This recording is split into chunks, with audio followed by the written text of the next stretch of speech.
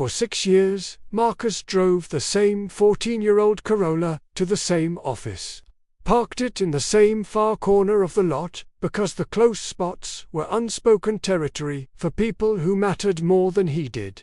And for 6 years, the man at his bank was a phone tree. Press 1. Press 2. Hold music. A voice reading from a script that had no power to fix anything. Then, one Tuesday, his account crossed a number. Not a dramatic number. He didn't win anything. A long vesting batch of stock finally cleared. His brokerage ticked over. And a home equity he'd been quietly building for a decade pushed his total past $500,000. He didn't celebrate. He barely noticed. But the bank noticed. Within 3 weeks, a woman named Diane called him. Not about a problem. Not about an overdraft.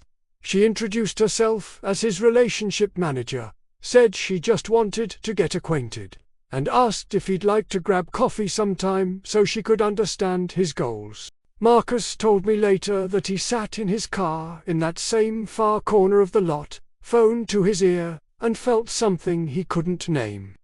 Because, in 14 years of banking there, not one human being had ever called him for a reason that wasn't a warning. Nothing about Marcus had changed. Same Corolla. Same desk. Same haircut. The only thing that changed was a number on a screen he would never actually see.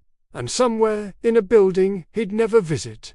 That number quietly moved him from one list to another. I'm telling you this because most people think $500,000 is just a savings milestone.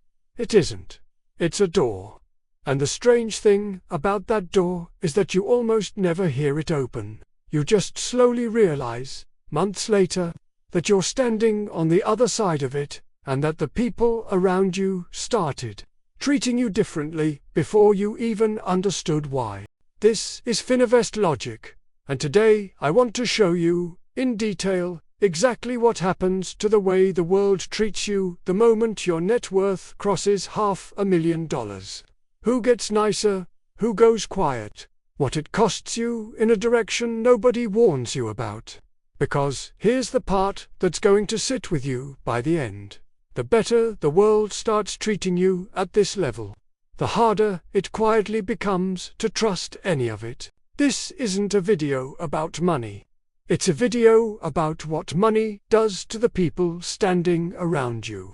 And I've spent an uncomfortable amount of my life studying the gap between what people say it does and what it actually does. Let me start with a number that breaks everyone's brain.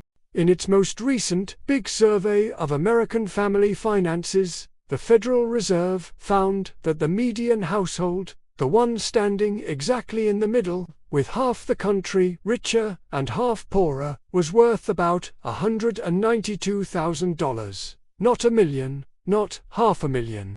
$192,000. So, sit with what that means.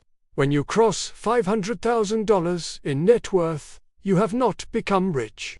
But you have quietly walked past roughly 80% of the households in the entire country. 8 out of 10. You are now standing in the top 5th of America by wealth. And here's the part that should mess with you a little. It doesn't feel like it. You don't feel like you've passed 80% of anyone. You feel like the same person in the same car with the same anxieties, refreshing the same account on the same Tuesday. You are objectively, statistically, near the top of the pile, and your nervous system has absolutely no idea. That gap between where you actually stand and where you feel like you stand is the whole video. Because while you can't feel that you crossed the line, the institutions around you felt it instantly. They have systems built for nothing else. And somewhere in the middle of this, I'm going to answer a question I want you to start chewing on right now. There is one specific number sitting on a screen you will never be shown. And the day your balance crosses it, the tone of every message you get from your own bank quietly changes. Not the content, the tone. Most people cross that number without ever noticing the shift. By the end of this video, I'm going to show you the exact moment it flips, and why it flips for you and not for the person standing right behind you in line. Keep that in the back of your mind. We'll get there. Let me give that line a name, because it runs underneath everything I'm about to show you. And once you can see it, you can't unsee it. I call it the consideration line. Below the consideration line, you cost an institution money. Every minute a human being spends on you loses them a little. So they make you cheaper to deal with. The phone tree, the script, the shrug. The $35 fee for being $3 short. Below the line, the system's entire goal is to serve you with as little human contact as physically possible, because human contact is expensive and you are not yet worth it.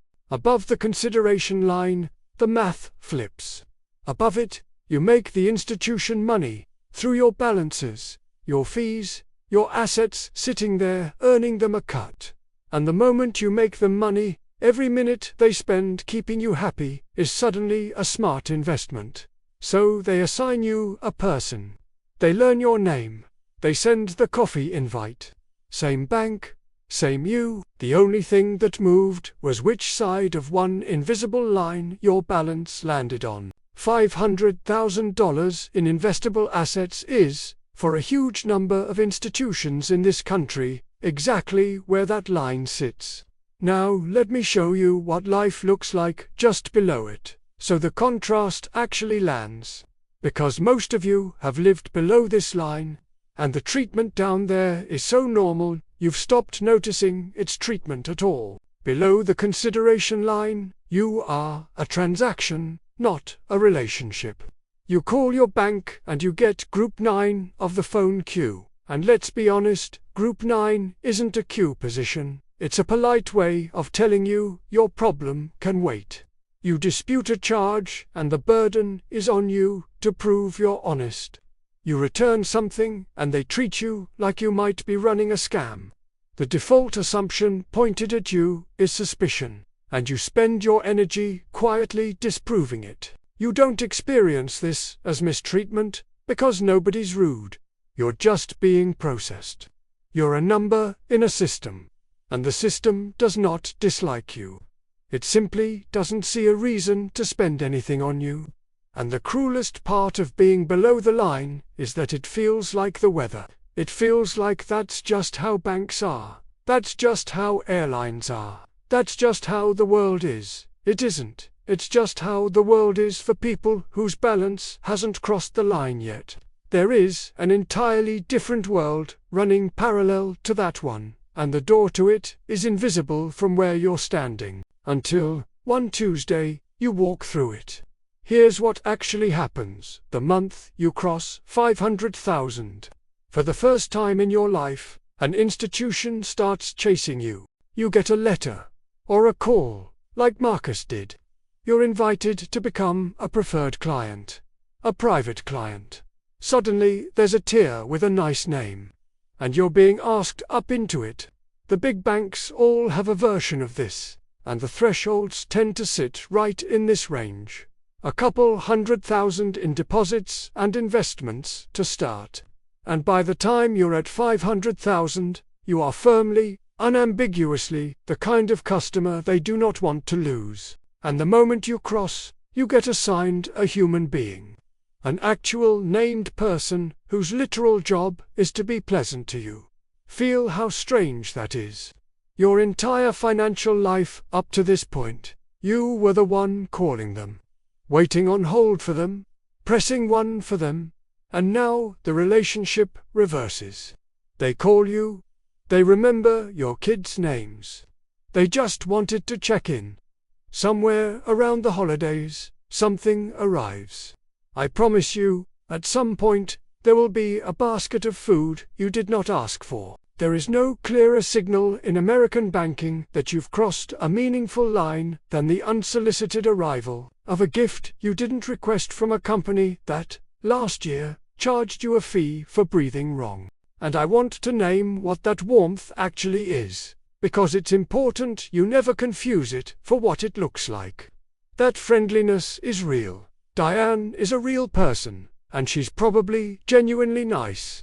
But the friendliness is also precisely the value of your account. It is priced. It exists because, on a spreadsheet somewhere, you stopped being a cost and became an asset. The day your balance leaves, so does Diane.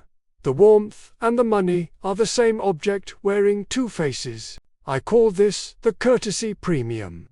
You've probably heard of the poverty premium, the way it literally costs more to be poor. The payday loan at 400%. The fee for being short.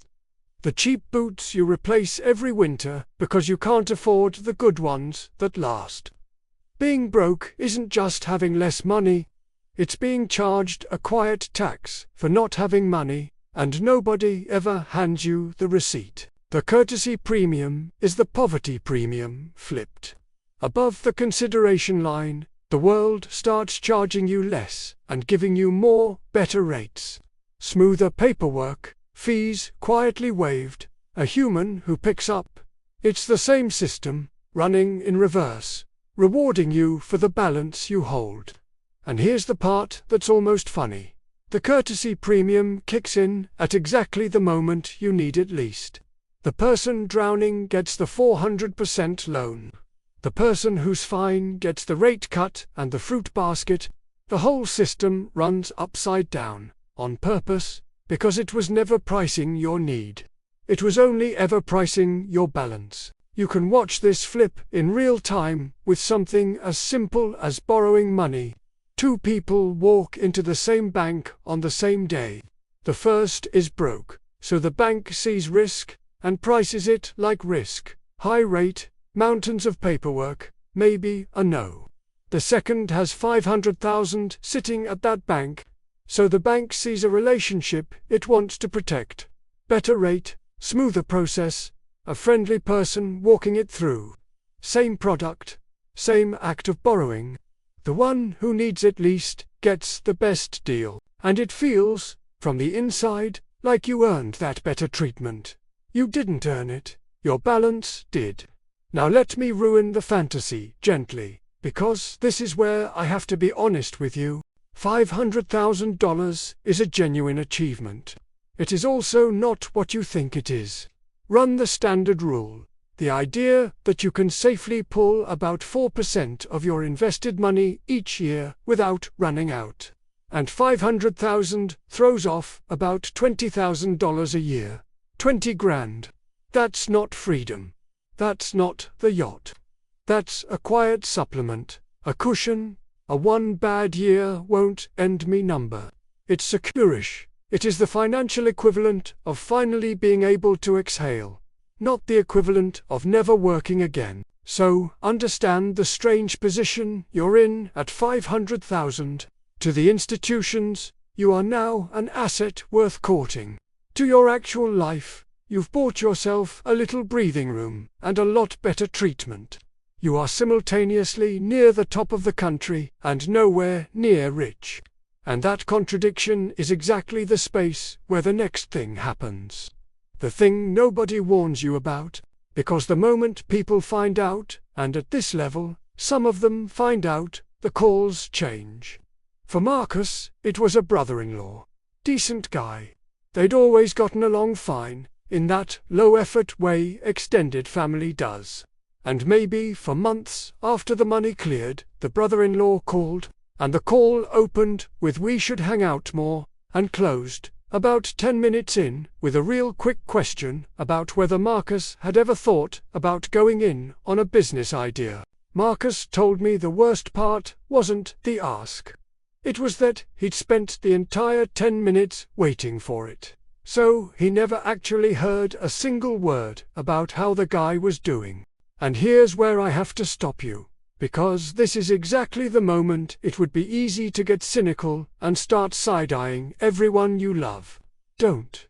The brother-in-law isn't a villain. Most people who do this genuinely care about you, or genuinely need the help, or both. Nobody in your life is sitting at home, plotting against you because you hit a number. But something real has shifted, and it's worth naming honestly. You used to be, to these people, simply their brother, their cousin, their friend. Now you are also quietly, a resource. A possible yes. And you can feel a small new calculation running behind people's eyes, in conversations that used to be simple. You start wondering whether the dinner invite is a dinner invite. You start hearing a second meaning under "how have you been?" That's the tax nobody warns you about at this level. It's not a fee, it's subtler, and it's worse. It's the slow contamination of your ability to take the people you love at face value. The money didn't make any of them worse. It just made you unable to be sure. And the truly insidious part is what it does to you, not them. Because once you've had one conversation that turned out to be an ask in disguise, you start pre-screening all of them. Your sister calls just to talk, actually just to talk, no agenda, and you spend the first 5 minutes braced for a pivot that never comes. The money built a small interrogation room in the back of your head, and now everyone you care about gets walked through it, whether they earned it or not. Nobody asked you to install that room. It just came free with the balance. Now, why does this happen at all? Why does crossing a line make the whole world recalibrate around you? There's real research on what's going on under the hood, and it's worth understanding. A Princeton researcher named Susan Fiske spent years studying how our brains sort other people. And she found that we file everyone, almost instantly, along 2 axes. Are you warm, and are you competent? The wealthy tend to get filed under cold but capable. We don't necessarily trust them, but we respect them, we defer to them, we assume they're competent. That's the upgrade you quietly receive when people sense you've crossed a line. You get assumed competent. The benefit of the doubt starts tilting your way. The same dispute that got you interrogated below the line gets you an apology above it. And there's a second study I think about constantly. A Berkeley psychologist named Paul Piff sat people down to play Monopoly, but he rigged the game. One player got double the starting money and rolled 2 dice instead of 1. The game was designed, from the first second, so that player would win. It wasn't skill. It was the rules. And here's what Piff watched happen. The advantaged player got louder, more aggressive. They moved their piece harder. They literally ate more of the snacks on the table.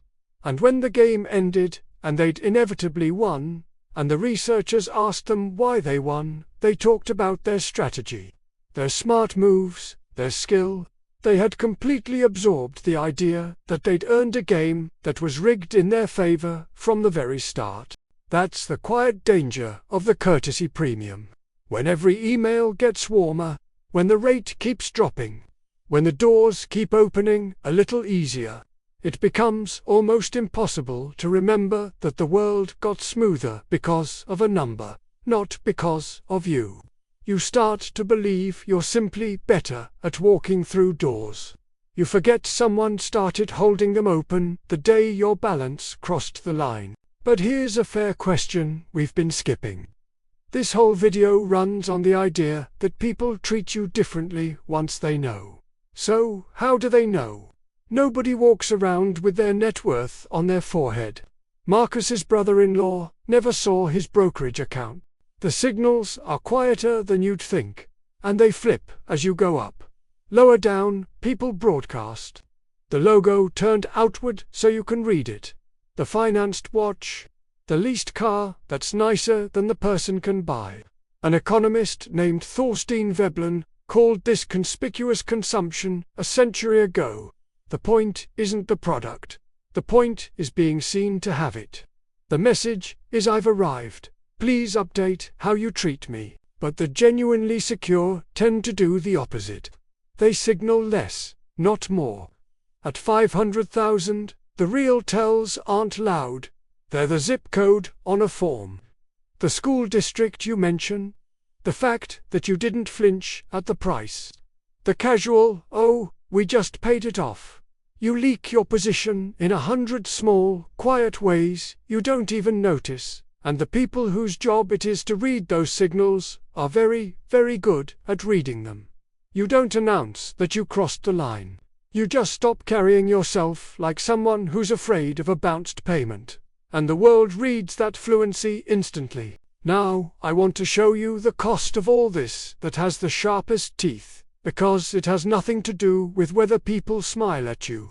Money doesn't just change how warmly you're treated.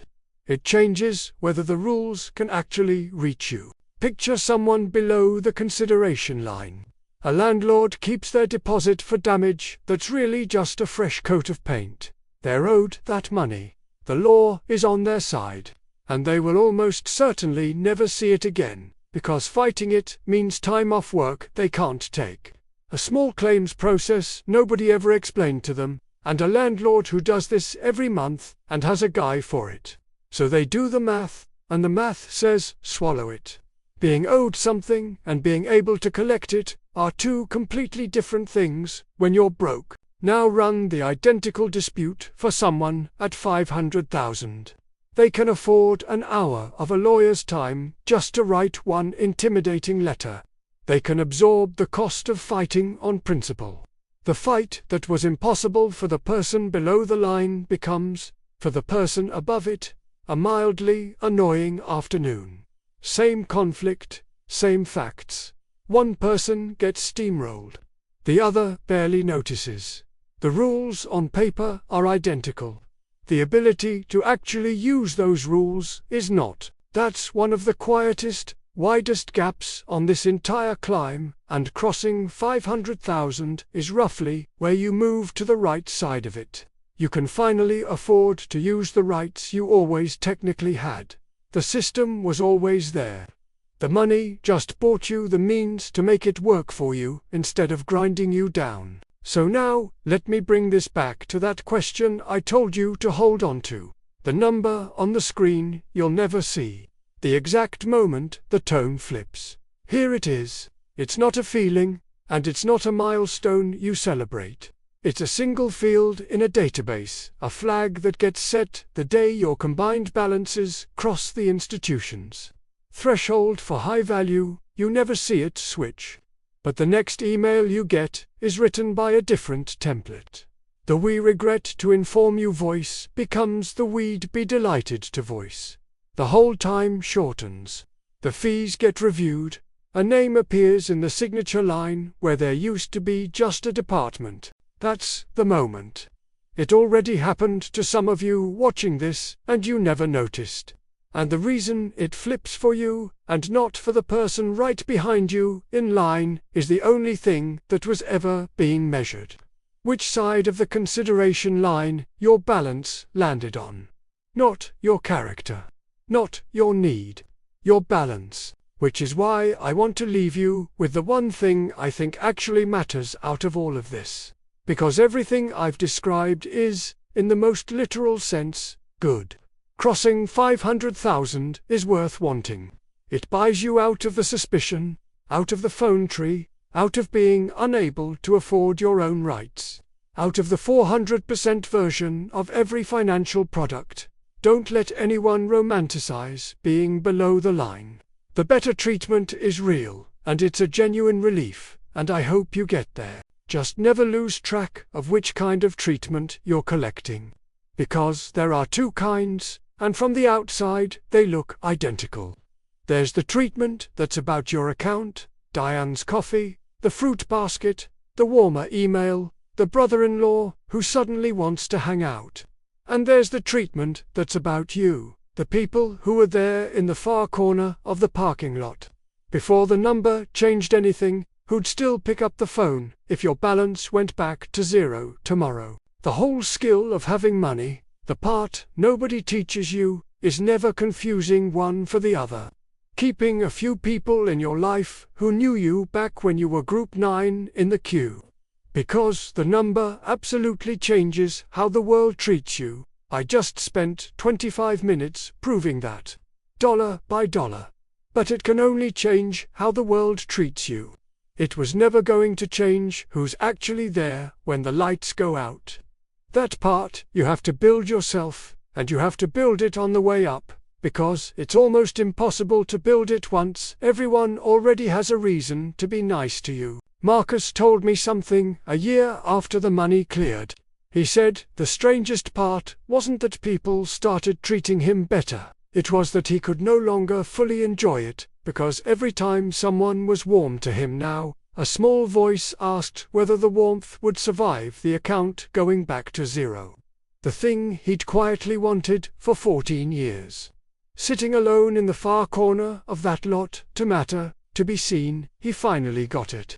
And the number had quietly poisoned his ability to trust that it was real. He wasn't unhappy, exactly. He was just standing on the far side of a piece of glass he hadn't known was there. So that's my one ask for you, as you climb, and I do hope you climb. Cross the line. Get the breathing room. Get out of the suspicion and the fees and the waiting rooms. But keep a few people who knew you before the glass went up. Because that's the one thing $500,000 can't buy. And the one thing it can quietly cost you if you're not paying attention. If this changed how you think about money, even a little, do me a favor and tell me in the comments where on this ladder you are right now, and which part surprised you most. I read those. This was Fininvest Logic. I'll see you on the next one.